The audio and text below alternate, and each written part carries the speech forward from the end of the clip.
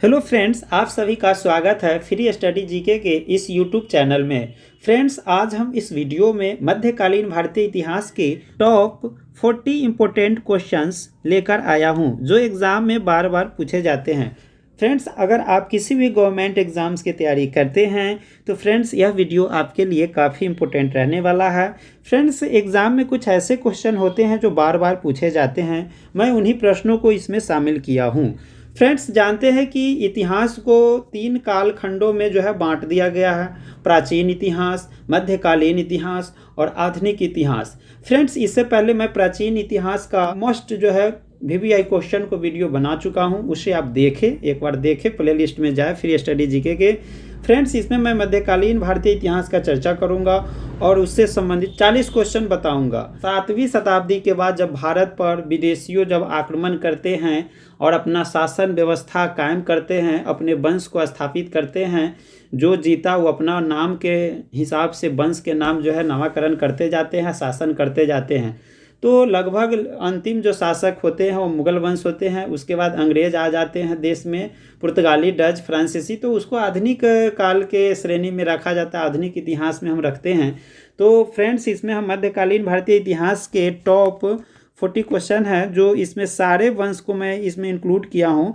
तो पहला क्वेश्चन है फ्रेंड्स कि भारत में प्रथम मुस्लिम आक्रमणकारी था तो कौन था? मोहम्मद बिन कासिम था।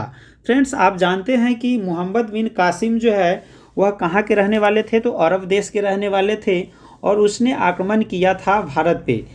तो उसी को हम सबसे प्रथम आक्रमणकारी मानते हैं।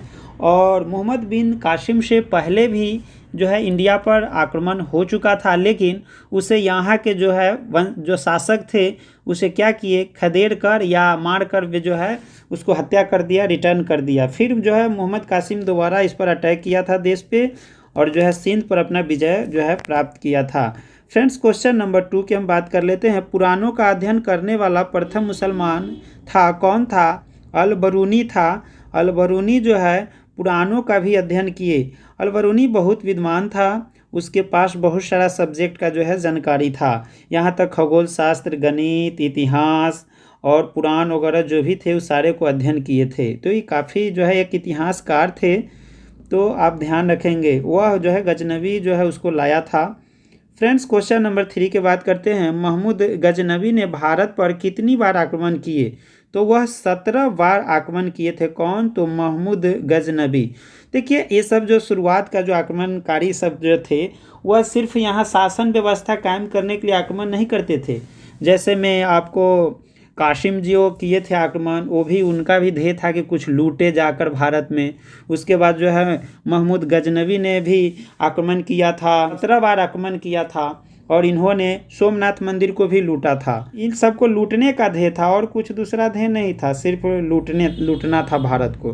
फ्रेंड्स, मध्य एशिया के किस शासक ने 1192 में उत्तर भारत को जीता? में 1192 में क्या किया, भारत को जीत लिया। तो कौन? तो मोहम्मद गोरी ने। मोहम्मद गोरी ने 1192 में तराइन के द्वितीय युद्ध में पृथ्वीराज चौहान को हरा दिया था और अपना यहाँ भारत को जीत लिया था, अपना शासन व्यवस्था कायम कर लिया।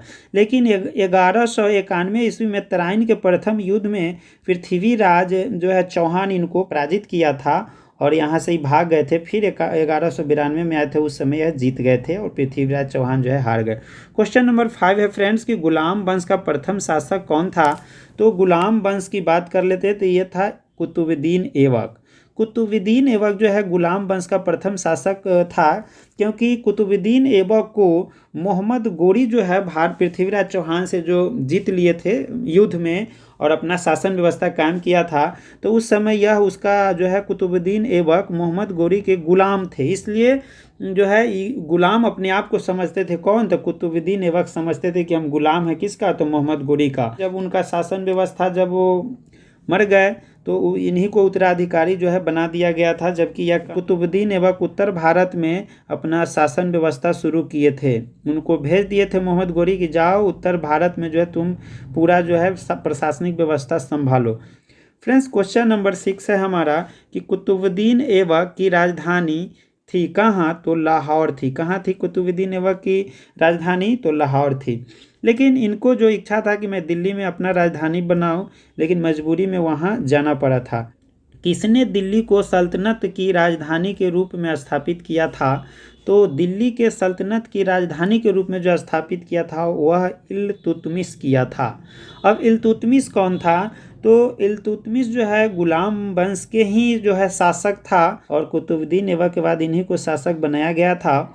और कुतुबुद्दीन ऐबक ने इल्तुतमिश से अपनी पुत्री को शादी कर दिया था, यानी कुतुबुद्दीन ऐबक को दामाद हुए इल्तुतमिश। याद रखेंगे फ्रेंड्स, क्वेश्चन पूछ ही देता है। फ्रेंड्स क्वेश्चन नंबर हम आगे बढ़ते हैं। क्वेश्चन नंबर 8 है हमारा, अलाउद्दीन खिलजी के आगमन के समय देवगिरी का शासक कौन था? तो अब उसके बाद खिलजी वंश आ गया। जब जो है गुलाम वंश खत्म हुआ तो खिलजी वंश आया। खिलजी के आगमन के समय देवगिरी का शासक कौन था? तो रामचंद्र देव थे। रामचंद्र देव जो है हिंदू शासक थे, उस पर आक्रमण करके उसको पराजित कर दिए, और इस तरह से वो जो भयभीत होकर वहाँ जो है रामचंद्र देव उनको जो है टैक्स देने के लिए जो है तैयार हो गए। फ्रेंड्स क्वेश्चन नंबर हम 9 की बात कर लेते हैं। मोहम्मद बिन तुगलक अपनी राजधानी दिल्ली से कहाँ ले गया? तो खिलजी वंश के बाद तुगलक वंश आया, तो तुगलक वंश में जो है मोहम्मद बिन तुगलक जो है कहाँ ले गया था अपनी राजधानी? तो दौलताबाद ले गया था। दौलताबाद ले गया था, दिल्ली से राजधानी को ट्रांसफ़र करके सारे विधि व्यवस्था को दौलताबाद स्थापित किया, क्योंकि यह केंद्र में पड़ता था, भारत के केंद्र में पड़ता था, इसलिए वहां ले गया। मध्यकालीन में जो है सबसे ज़्यादा तुगलक वंश जो है शासन किया था। फ्रेंड्स क्वेश्चन नंबर 10 की बात करते हैं। पानीपत का प्रथम युद्ध 1526 यानी किसके मध्य हुआ था? पानीपत के प्रथम युद्ध 1526 ईस्वी में हुआ था। किसके मध्य हुआ था, यानी केकरा बीच में हुआ था फ्रेंड्स? तो बाबर और इब्राहिम लोदी के बीच में हुआ था। बाबर और इब्राहिम लोदी, इसका मतलब बाबर जो है मुगल वंश के संस्थापक थे, और उससे पहले लोदी वंश थे, और इब्राहिम लोदी से उसको लड़ाई हुआ था, जिसमें बाबर को जो है जीत हो जाती है, इब्राहिम लोदी की हार हो जाती है, और उस समय से लोदी वंश का अंत हो जाता है और मुगल वंश स्थापित हो जाता है। फ्रेंड्स इस 10 क्वेश्चन से रिलेटेड और क्वेश्चन मैं लाया हूँ फ्रेंड्स, जो काफ़ी इंपॉर्टेंट है। तो क्वेश्चन नंबर 11 है कि भारत में पहला मुस्लिम आक्रमण किस वर्ष हुआ था? तो 711 ईस्वी में सबसे पहले भारत में जो है मुस्लिम आक्रमण किया था। तो इसीलिए कहा जाता है कि जो मध्यकालीन का इतिहास जो शुरू होता है उसी समय से होता है। मोहम्मद बिन कासिम द्वारा सिंह की विजय कब हुई? तो फ्रेंड्स यहाँ होगा सिंध, टाइपिंग मिस्टेक है, यहाँ होगा सिंध। सिंध पर जो है वो कब विजय प्राप्त किए थे? तो मोहम्मद बिन कासिम जो है सिंध पर 712 ईस्वी में विजय प्राप्त कर लिया था। भारत के पश्चिम और उत्तर में पड़ता है फ्रेंड्स। क्वेश्चन नंबर हम जो है 13 की बात करते हैं। तो यहाँ 13 है कि भारत पर सर्वप्रथम मुस्लिम आक्रमणकारी थे, कौन थे?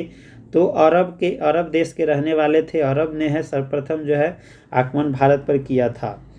मोहम्मद बिन कासिम अरब के रहने वाले थे। फ्रेंड्स बिन कासिम था क्या था? तो ये अरबी था, अरब देश के रहने वाले थे मोहम्मद बिन कासिम, तो इनको अरबी भी कहा जाता है। फ्रेंड्स क्वेश्चन नंबर हम 15 की बात करते हैं कि गजनी राजवंश का संस्थापक था कौन? तो अल्पतगीत था। ये गजनी वंश राजवंश का संस्थापक अल्पतगीत था। फ्रेंड्स क्वेश्चन नंबर हम 16 की भी बात कर लेते हैं कि कौन चंदेल शासक महमूद गजनबी से पराजित नहीं हुआ था? तो विद्याधर जो है नहीं हुआ था। विद्याधर जो है चंदेल शासक था, और मोहम्मद गजनबी ने उससे युद्ध करने के लिए गया था, तो वो हारे नहीं थे। वह भारत के जो है शक्तिशाली जो है विद्याधर जो है चंदेल शासक जो है बहुत शक्तिशाली थे। फ्रेंड्स क्वेश्चन नंबर 17 की भी बात कर लेते हैं कि महमूद गजनबी का दरबारी इतिहासकार कौन था? तो उतवी था। उतवी जो है दरबारी इतिहासकार था किसका? तो महमूद गजनबी के। फ्रेंड्स क्वेश्चन नंबर हम बात कर लेते हैं 18 का। तो यहाँ है कि शाहनामा के लेखक कौन था? तो फिरदौसी था। शाहनामा के लेखक कौन था? तो फिरदौसी था। फ्रेंड्स क्वेश्चन नंबर 19 की बात कर लेते हैं। अल बरूनी भारत में आया था कब?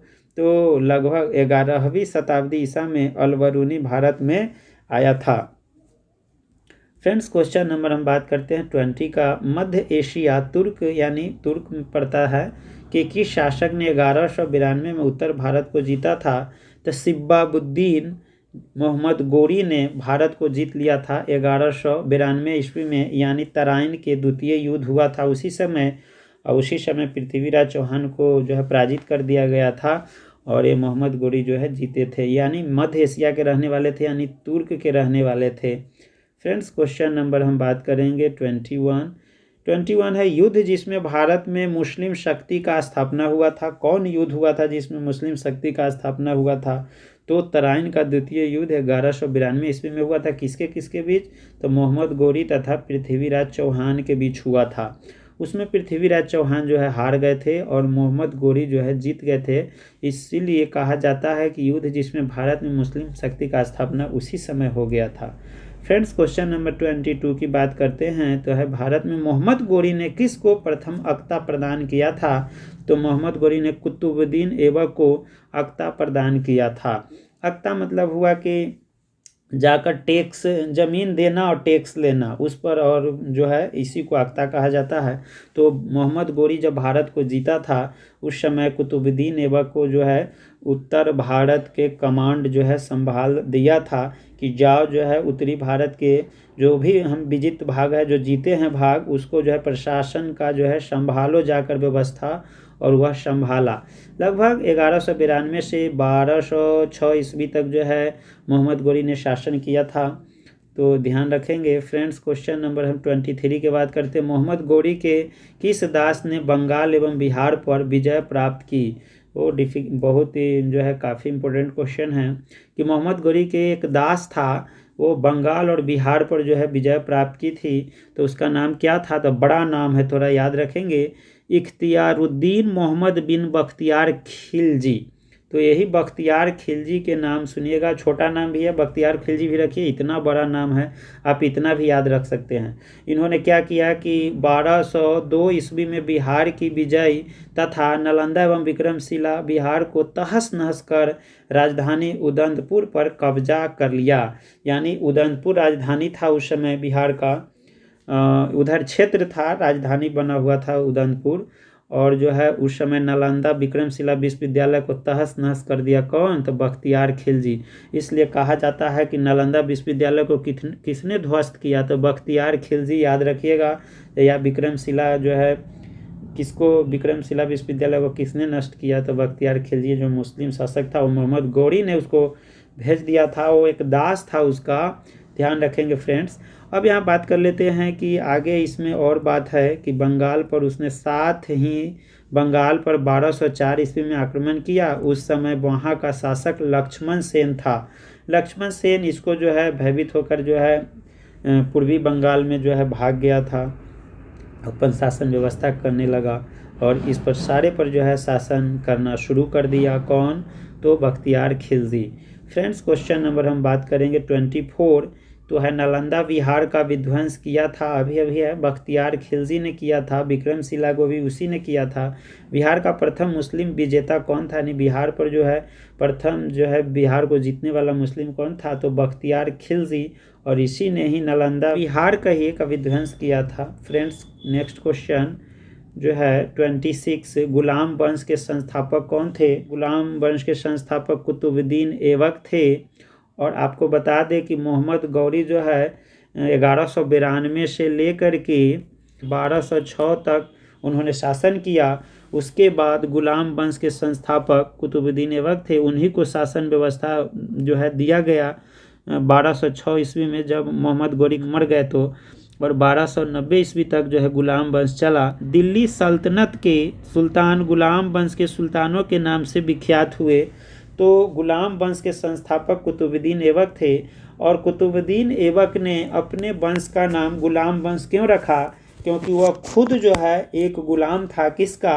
तो मोहम्मद गोरी का जो है खुद जो है वो गुलाम था, इसलिए जो है अपन गुलाम वंश को स्थापना किया। और यह 1206 से लेकर और 1290 ईस्वी तक चला, यानी लगभग जो है 84 वर्ष तक ये गुलाम वंश शासन किया। तरह तरह के जो है इसमें शासक आए। फ्रेंड्स क्वेश्चन नंबर हम 27 की बात कर लेते हैं। कुतुबुद्दीन ऐबक ने अपना राजधानी कहाँ बनाया था?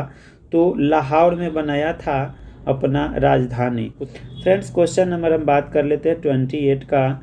दिल्ली का पहला सुल्तान कौन था? तो इल्तुतमिश था। दिल्ली का सुल्तान इल्तुतमिश था। और इल्तुतमिश कौन था?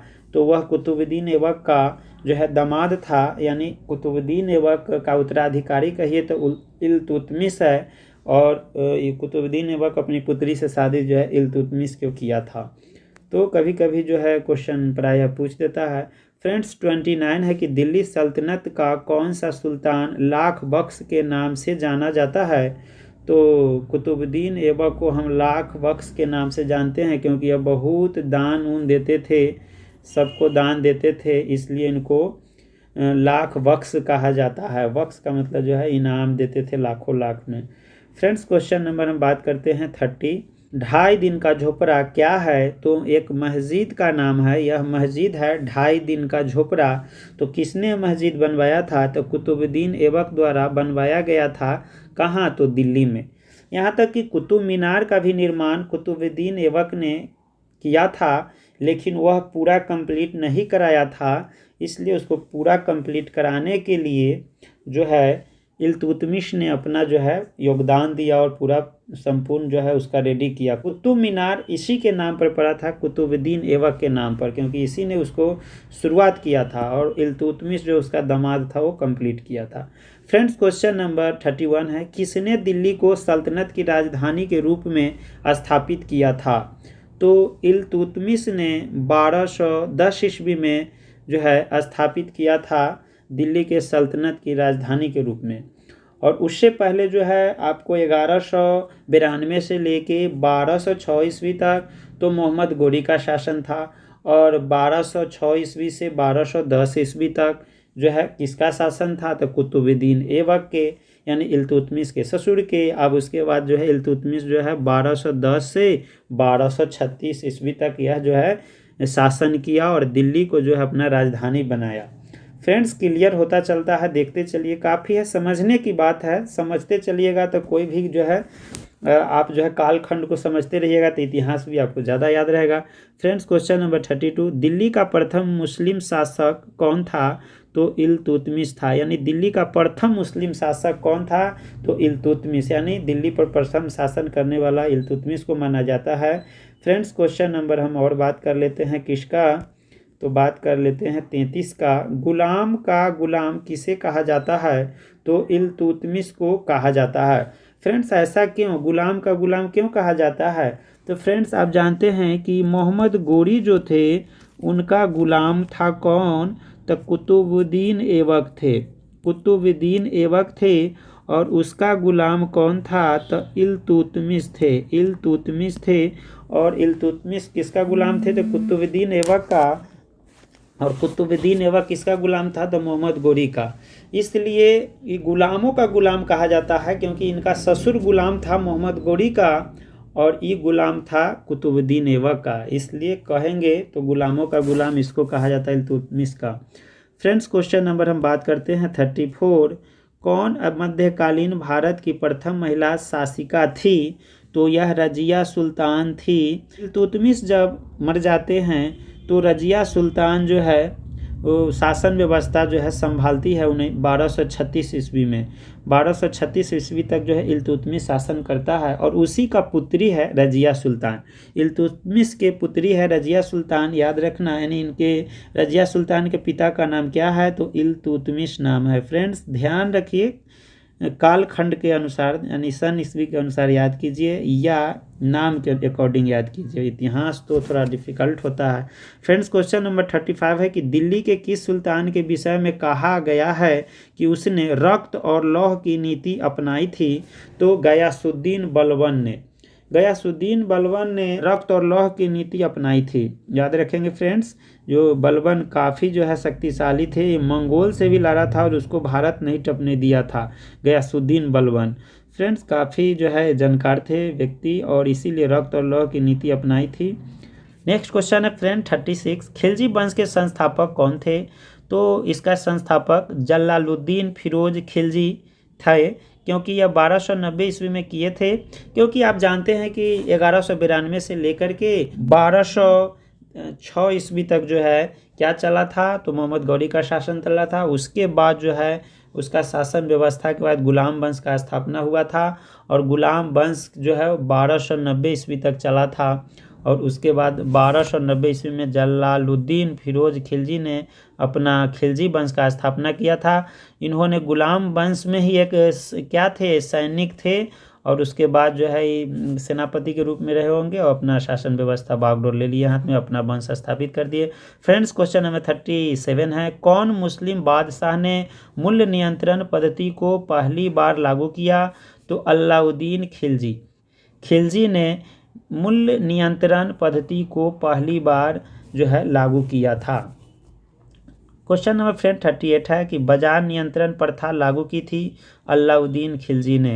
ये सब इकोनॉमी से रिलेटेड है, इतिहास का क्वेश्चन। 39 क्वेश्चन है, किस मध्यकालीन शासक ने सार्वजनिक वितरण प्रारंभ की थी? तो अलाउद्दीन खिलजी ने। अलाउद्दीन खिलजी ने क्या किए थे? तो सार्वजनिक वितरण प्रारंभ की थी, याद रखेंगे फ्रेंड्स। क्वेश्चन नंबर है 40 और लास्ट क्वेश्चन है फ्रेंड्स, तुगलक वंश का संस्थापक कौन था? तो गयासुद्दीन तुगलक या गाजी मलिक भी उनका दूसरा नाम है। कब किए थे? तो 8 सितंबर 1320 ईस्वी में।